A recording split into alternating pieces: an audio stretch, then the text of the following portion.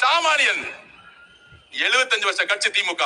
பொது தொகுதியில் ஒரு தலித் வேட்பாளரை நிறுத்தியது இல்லை. திரு உதயநிதி அவர்களே,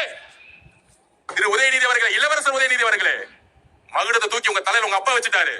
இங்க சாமானியன் இருக்காங்க பாருங்க, இளைஞர்கள் பதவி இருக்கும் போது பாருங்க, ஒவ்வொருத்தரையும் டிவில ஒரு சாமானியன் ஒடுக்கப்பட்டவன், பிற்படுத்தப்பட்ட மக்கள் ஒவ்வொருத்தரும் கையில 1 லட்சம் ரூபாய் இல்லாதவங்க ஜெயிச்ச லிஸ்ட் எத்தனை தெரியுமா?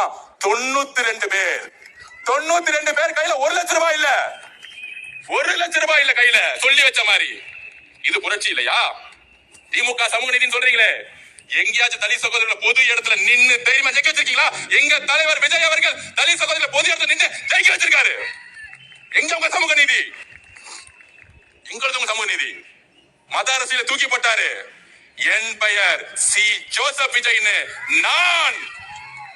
நான் கிறிஸ்துவ குடும்பத்தில் பிறந்திருந்தாலும் என்னுடைய ஐடென்டிட்டியை நான் மறக்க மாட்டேன்னு சொல்லி மத அரசியலை ஒழிச்சிருக்காரு.